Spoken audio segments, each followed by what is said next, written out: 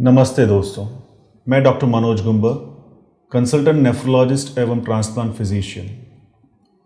Corona के निवारक के उपायों की इस श्रृंखला में मैं आज मास्क पर चर्चा करूंगा। मैं निम्नलिखित सभी प्रश्नों का जवाब दूंगा। कौन सा मास्क कब पहनना है और मास्क पहनना है क्यों ज़रूरी है। मास्क के विभिन्न प्रकार और उनमें विशेषताएं और फ़र्क बताऊंगा। एक हेल्थ केयर प्रोफेशनल को कौन सा मास्क पहनना है, क्या रेस्पिरेटर के आकार पर भी उसकी गुणवत्ता पर असर आता है, और घर के मास्क कैसे बनाने हैं और क्या वे सुरक्षित हैं। मास्क को ढंग से पहनने और ढंग से फेंकने पर भी चर्चा करूंगा। दोस्तों, कोरोना के निवारक के सभी उपायों की जानकारी आपको हो चुकी होगी।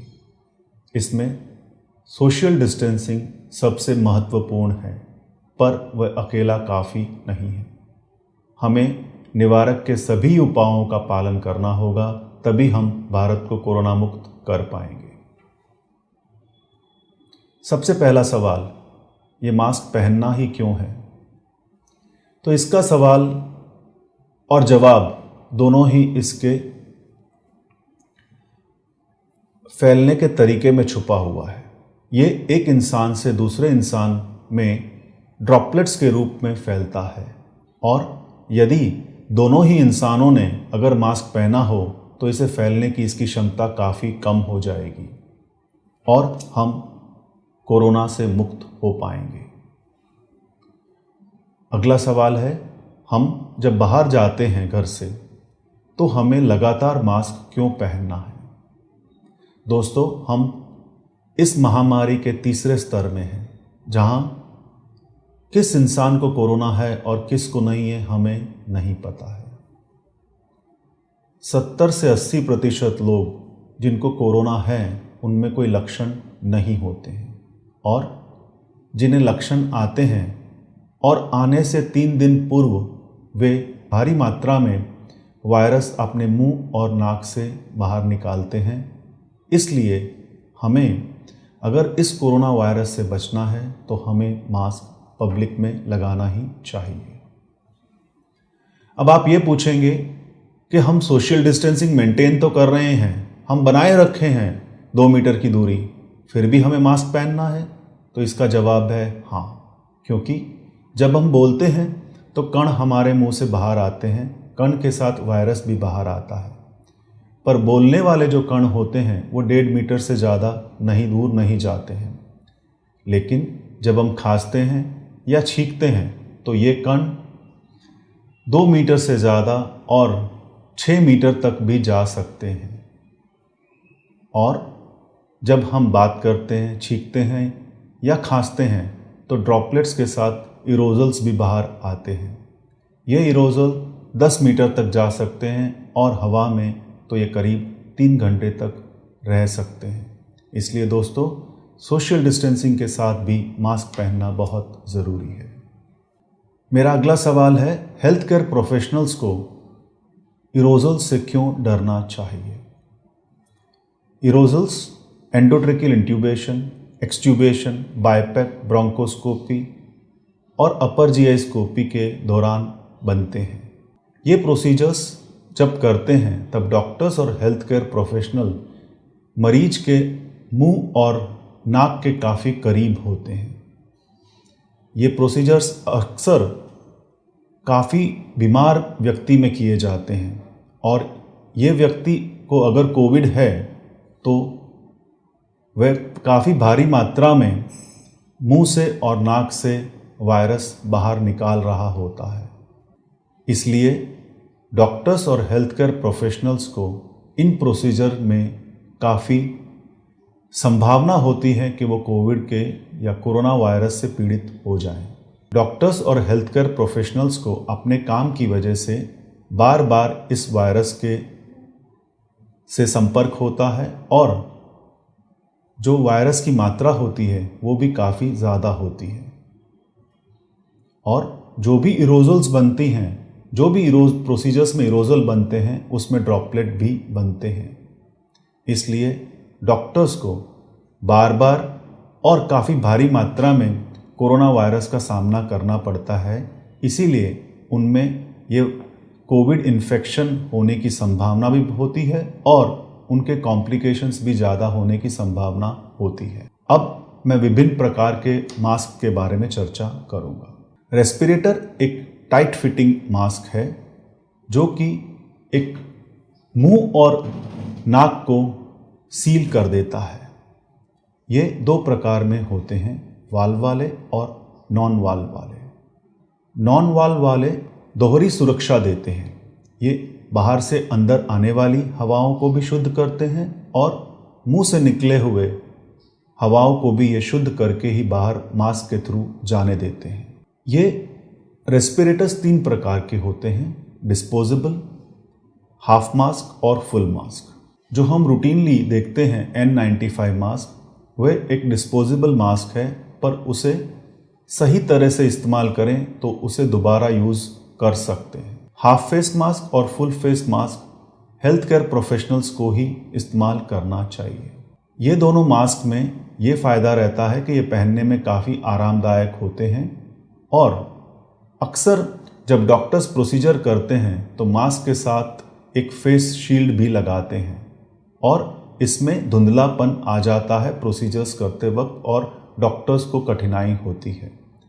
लेकिन अगर आप हाफ मास्क और फुल फेस मास्क यूज़ कर रहे होते हैं तो ये धुंधलापन नहीं आता है और प्रोसीजर्स करने में कोई कठिनाई नहीं होती है।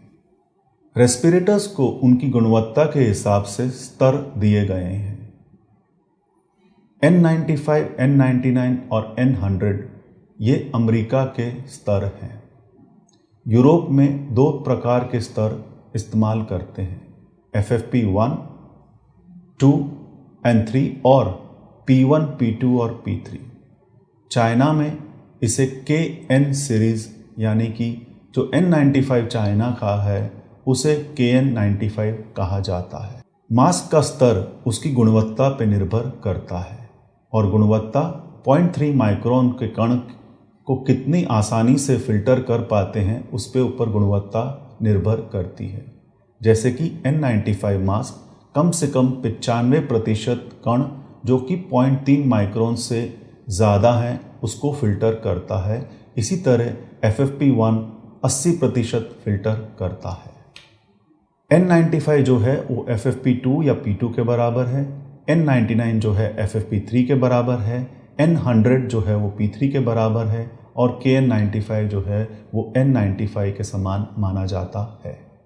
अब इनकी गुणवत्ता तो 0.3 माइक्रोन के हिसाब से तय होती है, पर कोरोना वायरस का जो आकार है वो 0.06 से लेके 0.14 माइक्रोन है।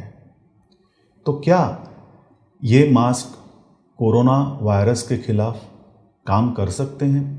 हाँ, 2 रिसर्च 3M सीरीज़ और स्मार्ट फिल्टर्स ने की थी। उसमें ये बताया गया है कि ये वायरस के खिलाफ भी काम करेगा क्योंकि 0.007 माइक्रोन पर भी ये मास्क काफ़ी असरकारक हैं।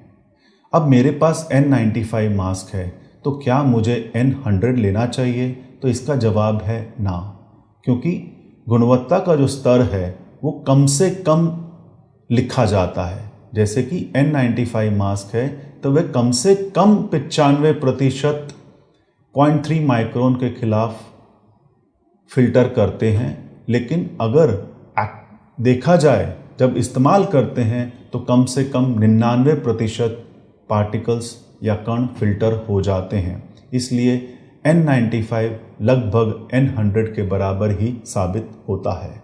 मास्क रेस्पिरेटर जो हैं 2 आकार में आते हैं, एक डोम शेप्ड और एक डकबिल शेप्ड। ये दोनों हेड इलास्टिक मास्क हैं। अब इन दोनों मास्क में कोई फ़र्क है कि नहीं ये जानने के लिए अमेरिका में एक अस्पताल में 2 समूह बनाए गए थे। एक समूह को डकबिल शेप मास्क दिया गया था और दूसरे को डोम शेप आकार का मास्क दिया गया था और इन्हें फिटनेस टेस्ट के गुजारा गया था। करीब 38% लोग इस फिल्टर टेस्ट में या फिटनेस टेस्ट में फेल हो गए थे। 70% उनमें से डकबिल आकार के मास्क वाले थे और 27% लोग डोम शेप्ड आकार के मास्क में थे। कहने का तात्पर्य ये है कि डकबिल शेप्ड मास्क जो हैं उनके आकार के हिसाब से उनकी फेशियल सील वीक है और वे कम असरकारक साबित हो सकते हैं डोम शेप्ड N95 के मुकाबले। अब हम देखते हैं क्या ये चाइनीज़ KN95 अमेरिका के N95 के बराबर है। तो इसमें मुख्य फ़र्क सबसे पहले ये है कि KN95 मास्क जो है वो ईयर इलास्टिक हैं और N95 जो हैं हेड इलास्टिक हैं। ईयर इलास्टिक लूप के होते हुए ये इनकी फेशियल सील जो है काफ़ी मजबूत नहीं होती है जितनी मजबूत हेड इलास्टिक लूप वाले N95 की होती है और फेशियल सील कमज़ोर होने के कारण ये असरकारक कम साबित हो सकते हैं। इसीलिए जहाँ तक हो सके डोम शेप्ड वाला N95 मास्क इस्तेमाल करना चाहिए जो कि हेड इलास्टिक के साथ आता है। रेस्पिरेटर्स दो प्रकार के आते हैं, वाल्व वाले और बिना वाल्व वाले। वाल्व वाले जो होते हैं पहनने में आरामदायक होते हैं, इनमें सांस लेना आसान होता है और इनमें नमी भी ज़्यादा आती नहीं है, परंतु इनको ये जो वाल्व वाले होते हैं केवल एक तरफा ही सुरक्षा देते हैं। ये सिर्फ हवा जो बाहर से अंदर आती है उसका शुद्धिकरण करते हैं और जो मुंह से निकलती है हवा, अंदर से बाहर जाने वाली हवा को ये शुद्धिकरण नहीं करते हैं। इसलिए पहनने वाला तो सुरक्षित रहता है लेकिन पहनने वाले के आसपास वाले सुरक्षित नहीं होते हैं।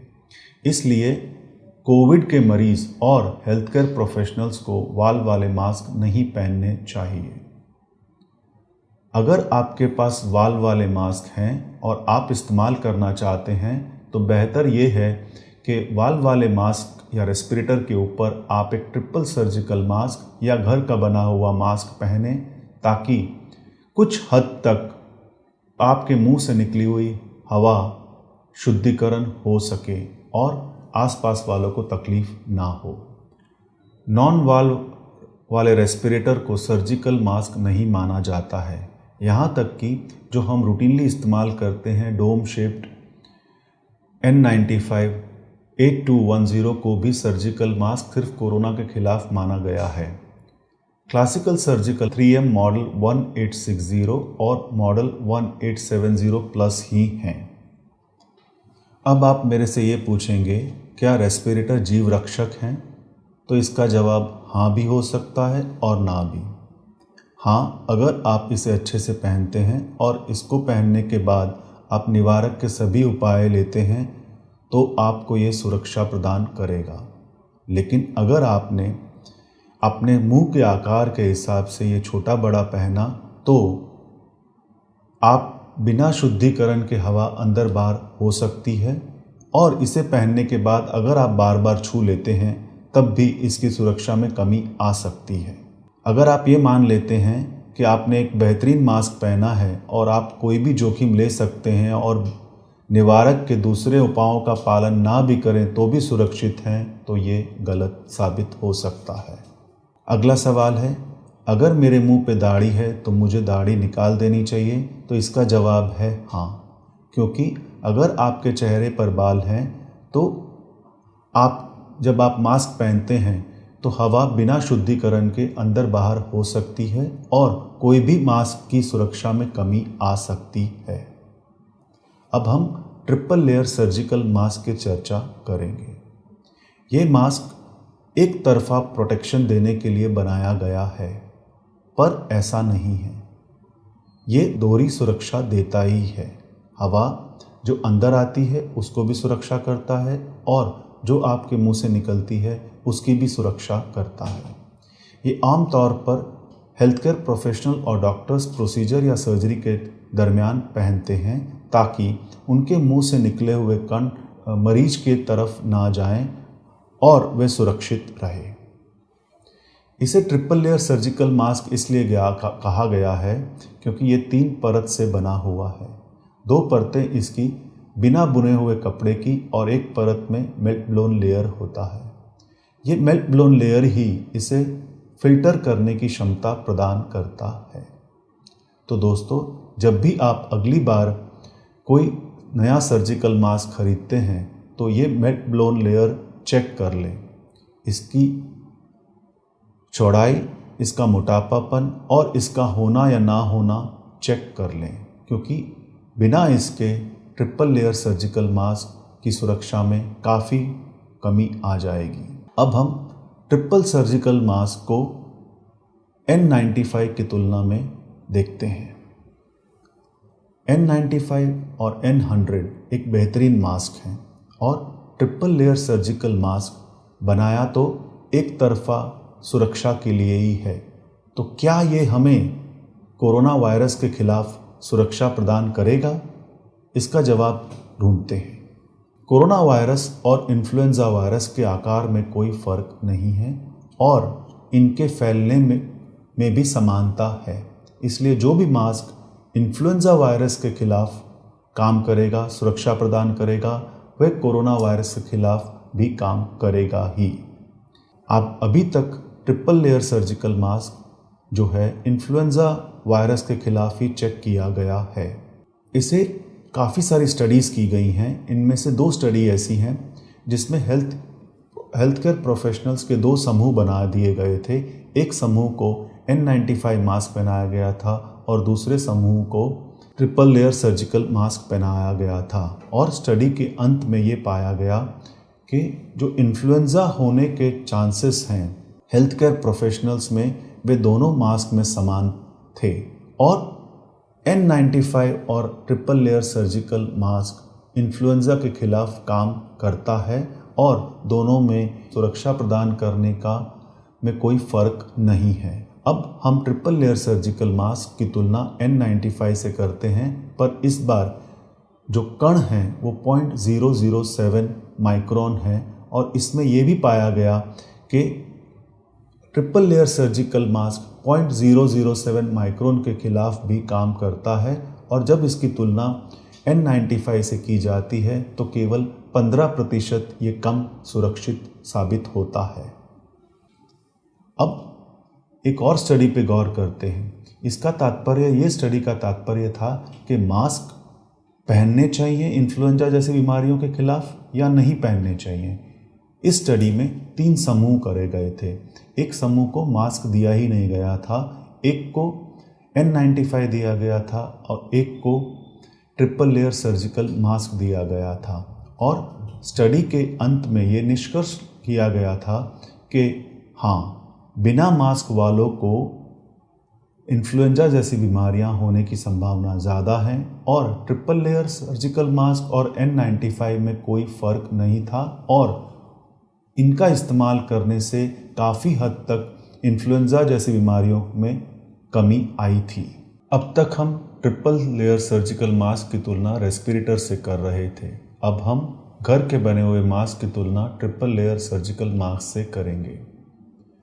100% कॉटन टी शर्ट मटेरियल घर के बने हुए मास्क के लिए सबसे बेहतरीन कपड़ा है। इसमें कोई 2 राय नहीं है कि घर के बने हुए मास्क रेस्पिरेटर एवं सर्जिकल मास्क की गुणवत्ता में कम है। लेकिन आपने स्टडी में देखा होगा कि 1 माइक्रोन के कण के खिलाफ भी ये सर्जिकल मास्क की तुलना में केवल 15 से 20% कम है। और कोरोना की महामारी जो है ड्रॉपलेट से मुख्य रूप में फैली हुई है और ड्रॉपलेट का आकार 10 माइक्रोन से ज़्यादा होता है। इसलिए अगर हर इंसान केवल घर का बना हुआ मास्क ही पहन ले तो भी इस महामारी का असर काफ़ी कम हो जाएगा। घर का बना हुआ मास्क 3 घंटे पहनने के पश्चात भी असरकारक होता है। घर के बने हुए मास्क में एक फ़ायदा है कि इसका आकार हम छोटा या बड़ा कर सकते हैं। जिनकी उम्र 14 या उससे अधिक है उनके लिए हमें 9/8 इंच का कपड़ा लेना है। वह जिनकी उम्र 9 से 13 साल की है उनके लिए हमें 8.5 बटा 7.5 इंच का कपड़ा लेना है। 5 से 8 वर्ष के बालकों के लिए हमें 8 बाय 7 इंच का कपड़ा लेना है।